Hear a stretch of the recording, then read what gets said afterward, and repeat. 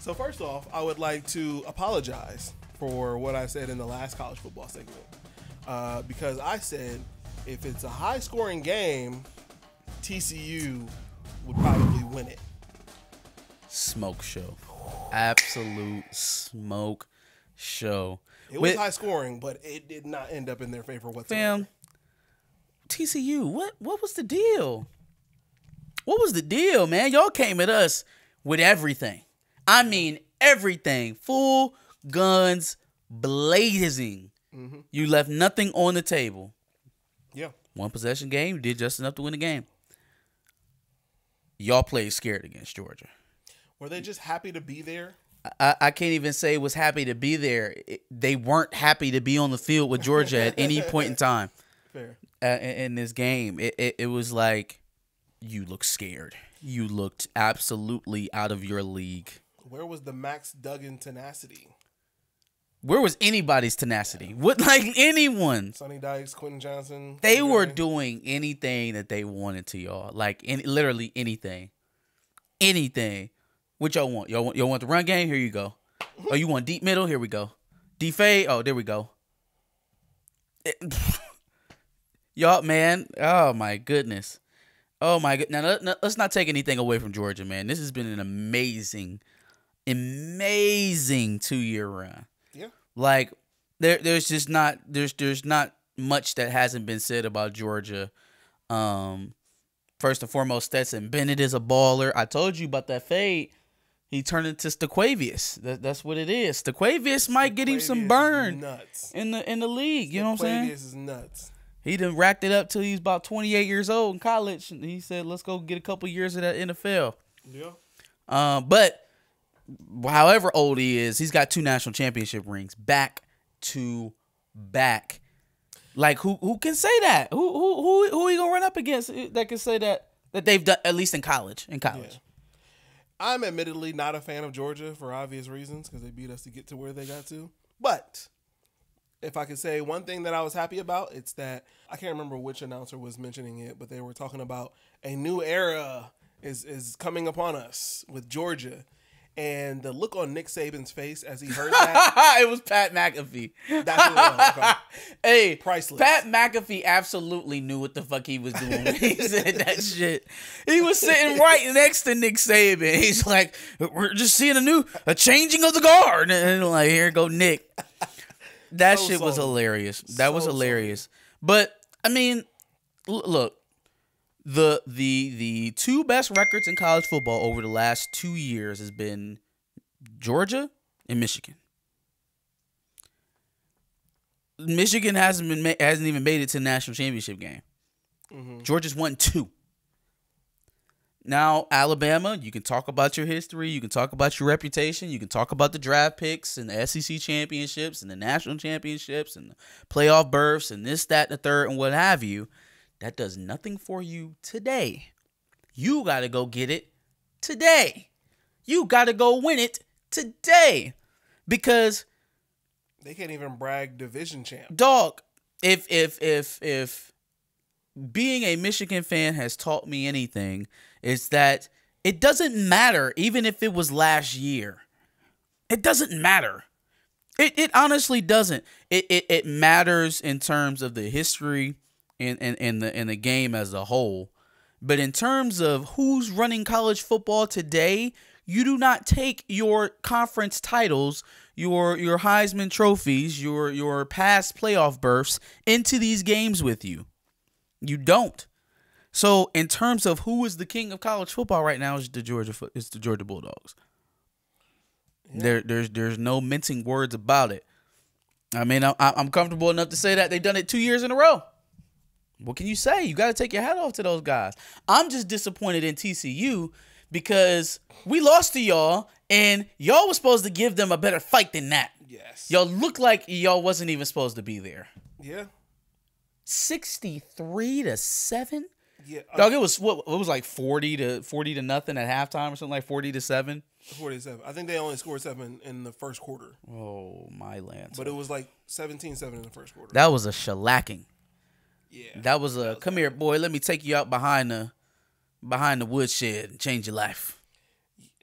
And it just, I'm not trying to make fun of you guys, but it did make you guys look bad just because of the situation of them giving you a close game, but then looking absolutely terrible. Didn't do, but see, I can't. There's only so much that you can compare between those two games because those are not the same teams. No, that's like they didn't do. They weren't as aggressive. They didn't execute the same. They had much more miscues than they had in the game against us. It just was an unmitigated failure. Yeah. Complete failure to launch. Dead on arrival. DOA. Yeah. Like it was just bad. It was bad. There wasn't a even when they scored their touchdown, there wasn't a single time in this game where I felt like, okay, all right, just got to have something go their way. Just need a break. It was never like that. No. They felt outmatched from the jump. Agreed. Which is disappointing, man. That was the lowest rated national championship game of the modern era. Yeah, that was tough to watch. That one was tough to watch. I mean, like when they're sitting up there talking Georgia legacy early third quarter, they're talking the implications of Georgia's back-to-back national championships early third quarter. Ooh. Oh my, that's an embarrassment, yo. That is embarrassing. Especially when you lobbied so hard to get into the playoffs. I mean, I'm asking myself the question: would I have rather lost a close playoff game or get absolutely skull drug in the national championship game? And this is a guy who's never had the pleasure of watching. Well, one that I can remember, one that I can recall. I was 4 years old in our last one, but who's never had the pleasure of watching his team play in a national championship game. I wouldn't wish that on my worst enemy.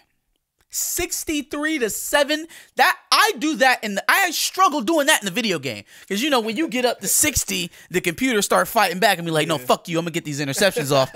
And they try to keep you from scoring points, especially if you're throwing the ball late in the fourth quarter. Facts. But that's like some video game shit. That's non-conference play.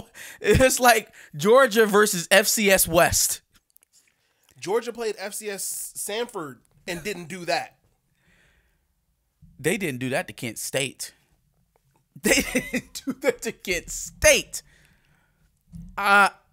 So they're knowing that, right? There's a part of me that's fair enough to say that absolutely TCU did not play their best game by far. I mean, that goes without saying. Sure.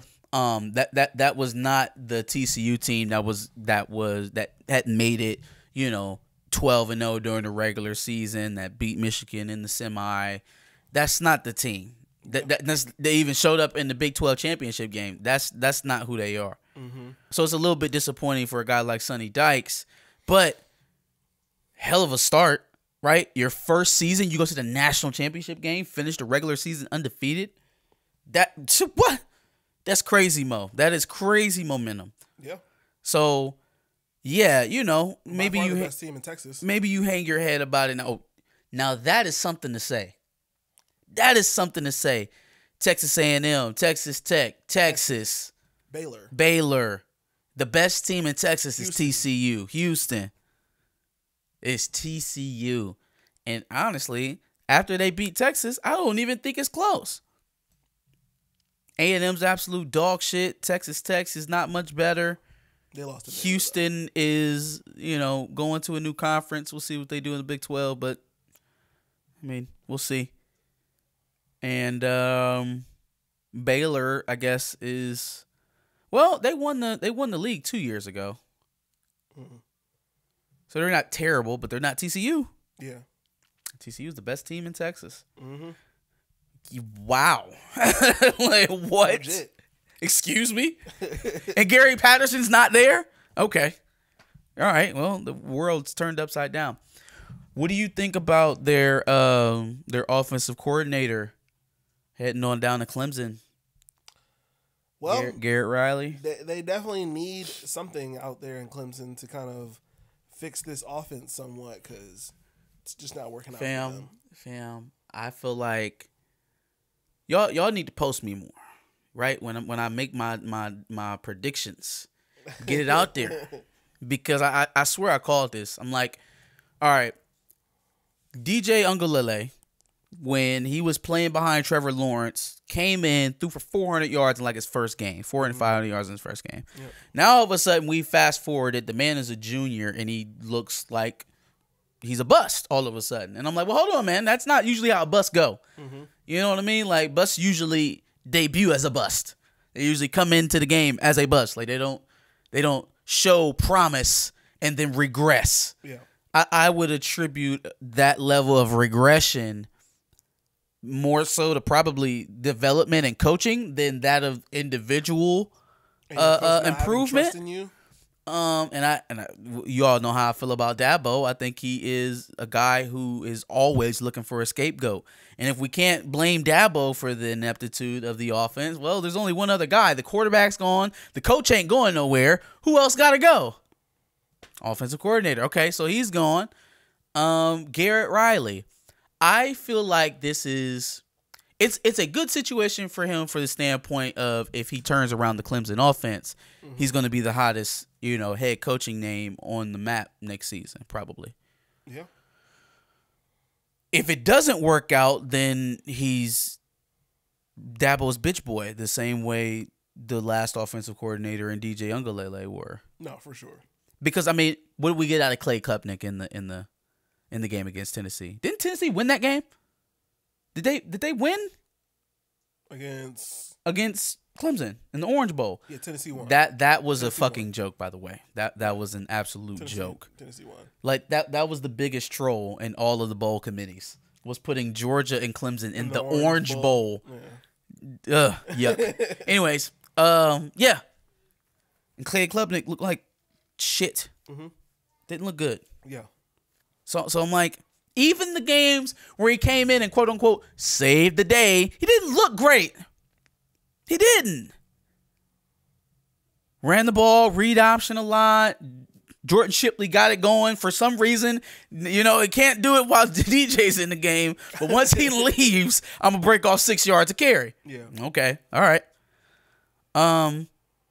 So, yeah, I think Dabo has had a trouble modernizing his offensive scheme since he's moved out of the days of Deshaun and Taj Boyd and even a certain degree of Trevor Lawrence. Like Trevor Lawrence's second year wasn't the cleanest slate. That was the year DJ had to come in, or was that his third year? I think that was his third year. His third year, yeah. When DJ had to come in and spell him a couple times. So it's just not. It has never been, or I won't say never, but it's been trending downwards in terms of QB development and offensive skill play for a couple years now with Clemson. And I feel like that buck has to stop with the guys who are putting the offense together. So if he's going to blame it on offensive coordinator and think that Garrett Riley is going to change it all around, just realize that he's putting the world on that man's shoulders, and he would just as easily make him the problem if it means he doesn't have to take the blame. That is literally the Dabo way. Yeah. Has been. So. Yeah, no, I can't stand Dabo either. Yeah, no, that's really interesting. Because I was thinking that maybe because didn't he win the Broyles Award? Did he? He won the Broyles. Yep, he sure did. Garrett Riley. Shit, we're the. Well, I guess Gaddis won the Broyles, but nobody was going to hire Gaddis as a head coach. I think a smaller school, a MAC school, maybe something like that. Oh yeah, for sure. Oh yeah, they'll take Garrett Riley for sure. Absolutely. Come out here, go crazy. Have us be one of the top offenses in the country. Your boy Jimmy. Yeah. Reviewed with the Broncos. Yeah. Well, okay, so I have a lot of feelings about this. The first of which is that I can only take a man at his word, right? And so when you tell me last year that it's over and that you're not looking at the NFL anymore, and then the very next season we're talking NFL again, I'm not going to take your word on that anymore. Anytime I hear an NFL rumor from now on, I'm probably going to believe it because you've lied. Yeah. And it just is what it is. Yeah. Now, the fact that, could things change? Could situations change? He didn't have an offer at that time. That's all well and good. But if you knew that at the time you would entertain an offer if it came, that's very different from I'm not looking at the NFL anymore. It's very different from I'm going to be here next year kind of shit, you know? Yeah. So there's that.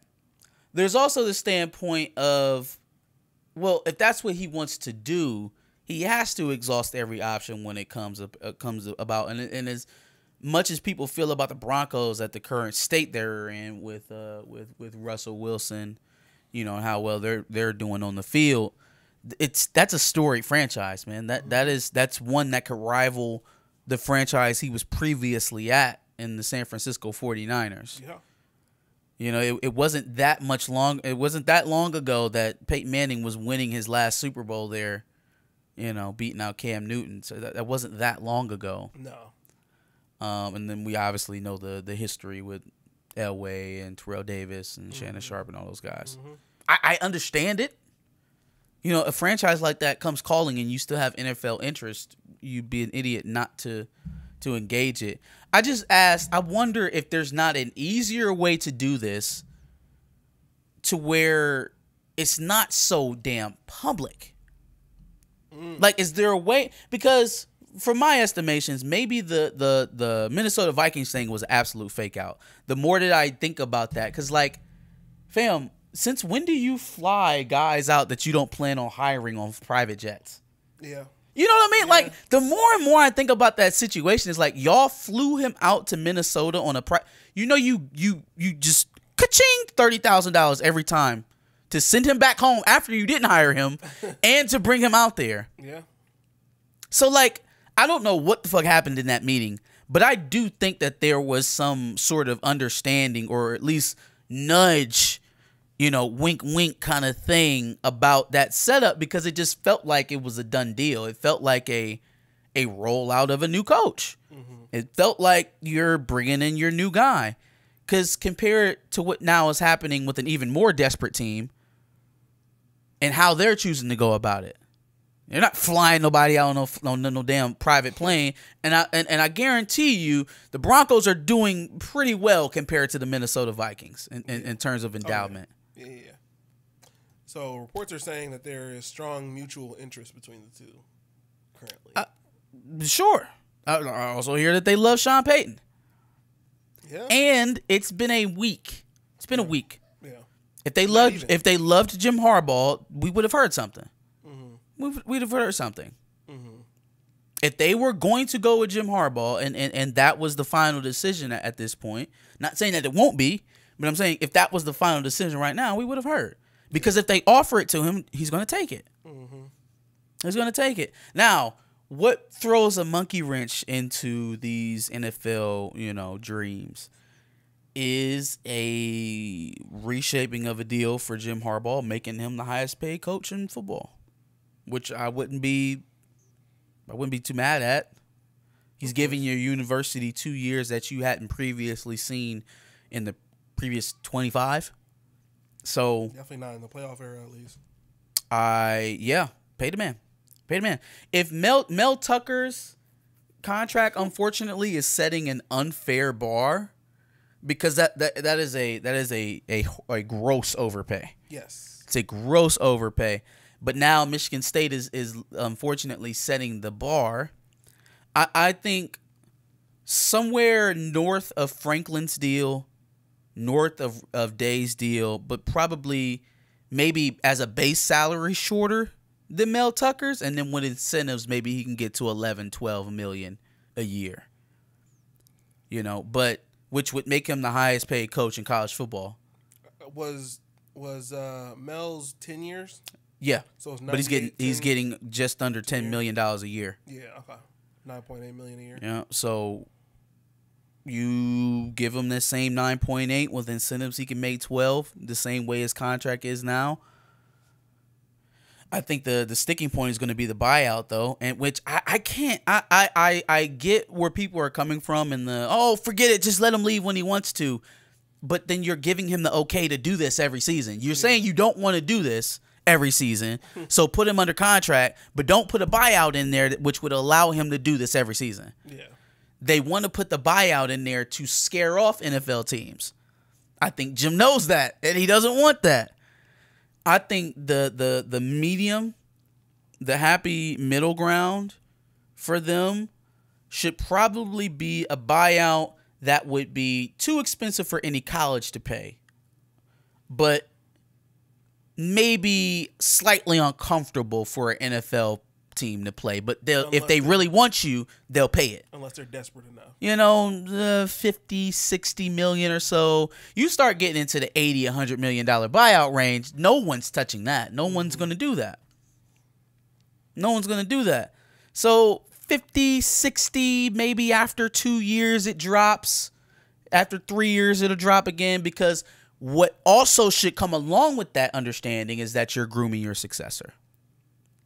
Find a guy on the roster that you like, so that when you do decide to go, we can congratulate you, send you off, and give you your just due, and it doesn't feel sour as if you're leaving the program worse than you got it. Which it's going to be hard to argue that anyways. The only way that he can do that is if he implodes the program.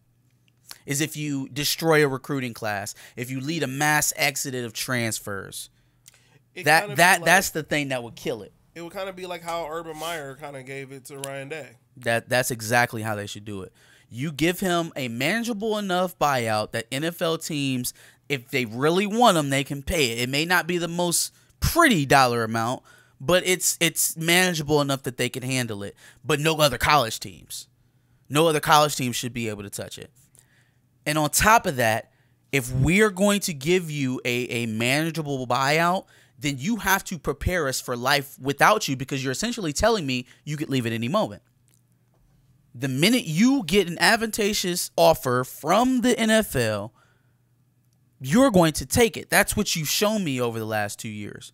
So if that's the case, let us be in position to keep rolling when you leave. Early candidates for that, I would say Sherrone Moore.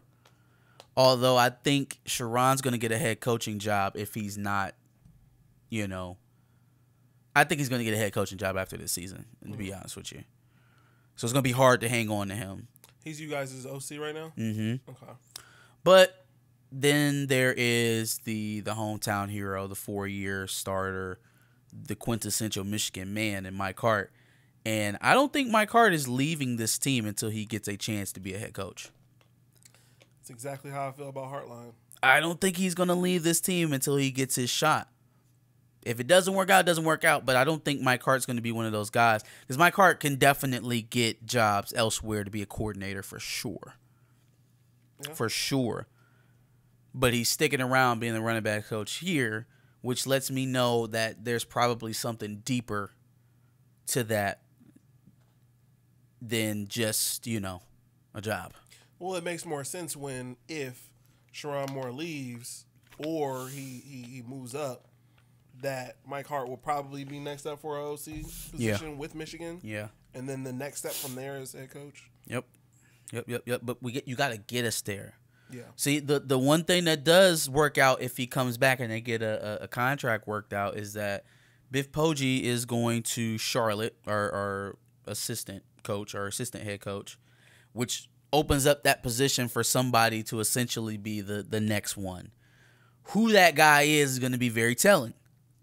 Who the next assistant head coach is going to be very telling.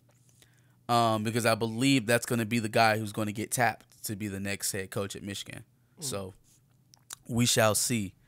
We shall see. I'm definitely interested in this Jaden Rashada story. It's one of the recruiting stories that I haven't really been paying much attention to be honest with you. But I've heard things. So, you know what? I remember where I heard of it. So Zach was talking about how he's so done with quarterbacks with a vowel ending name, like Dylan Raiola and Jaden Rashada. And then he lists give me back these quarterbacks like Trevor Lawrence. And I'm like, Trevor Lawrence ends with a vowel. What are you talking about? I just thought that was hilarious. It's that old farmer school education. But anyway, yes, tell me about Jaden Rashada. So Jaden Rashada was committed to Florida, signed his national letter of intent on signing day, right? Was set to be an early enrollee in Florida. But when it came time to check in for all of those students to be there was no Jaden Rashada. So there's talk about his NIL deal that he came in on, coming in around $13 million. Mm-hmm. Why is the bar raising? Yep, $13 million. Jaden Rashada is a 4-star, by the way, folks. He's not even a 5-star. He's not even the highest caliber player. So, yes, $13 million for an 18-year-old man who has proven nothing. It's literally the exact same thing we said about Nico. But wait. It's seeming as though that's probably why he hasn't shown up or reported in as an early enrollee. Classes have already started, and he's not there. The rumor is that he got promised that money up front, and he's not being paid it. So he wants out of his national letter of intent, which the school doesn't have to do after he signed. Okay. So this is basically a college holdout. Which is nuts, first of all. Mm-hmm. But the first thing I think of is, where do these PAC and SEC teams come from with all of this money to pay a 4-star incoming freshman $13 million when you still got star players on your team as is, and yet Big Ten teams are struggling. They're gonna roll the dice, man. They're gonna roll the dice, and they're gonna shoot high. But please believe me, whoever they got this $13 million from to pay Jaden Rashada, they're not opening up their pocketbooks again for this. Oh, for sure. This just made national news. This is embarrassing. The kid's not showing up. He's holding out on you. You promised an 18-year-old $13 million, and now he's holding out. That's embarrassing. Mm-hmm. That's embarrassing. Yeah. You know what I mean? When guys walk in and expect to do a business deal with other businesses and it falls through, sometimes you get embarrassed as a company. Now imagine this is a guy who plays Fortnite until 4 a.m. and eats hot Cheetos in Arizona iced teas every day. Yeah. And now he's holding out on you for what you thought was an unholy amount of money to give a child. Not a child, but a kid who hasn't proven anything. Yeah. They're not just going to keep throwing that money because they love football. Man, I love me some Florida football. Take my millions. It's not going to It's not going to happen. I don't care how many Gator Wranglers you got down there. They're not just going to keep cutting off them damn checks for y'all to keep giving to these kids, and now they're not even showing up. So NCAA, let me get this right. We're investigating Harbaugh for hamburgers, right? But Florida can offer $13 million to the kid and then, not give it to him so he doesn't even show up and cause all this hoopla. No one's even going to investigate pay for play at all, ever, right? Never. It was such a bad thing to pay the players in the first place that now that they're actually paying them, you won't investigate any of the wrongdoing. Imagine that. Yeah, man, this is insane. Very insane. This is crazy.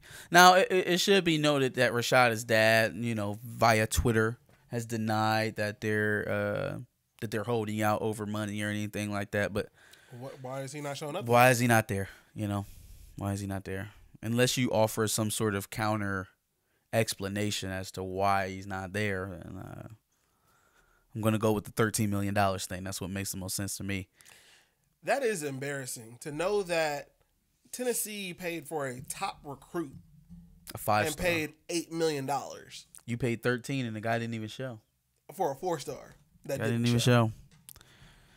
Yeah, this is bad. This is bad. This is making the NCAA sound more and more like the NFL.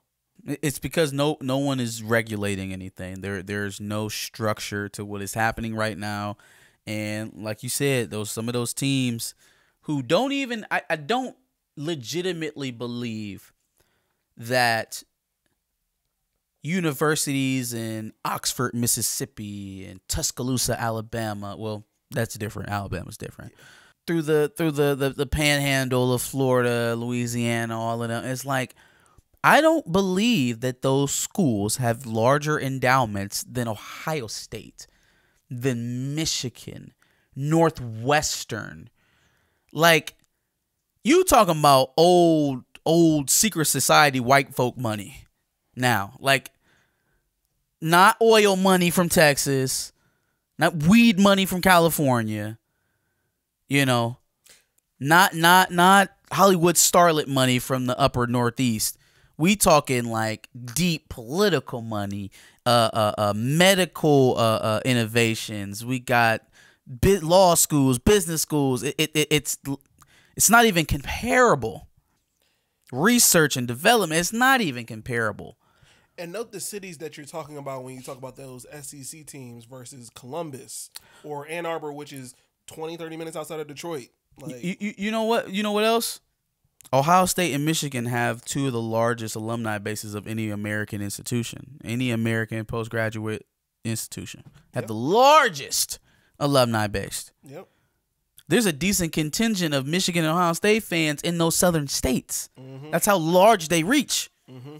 Don't just tell me that they got more money.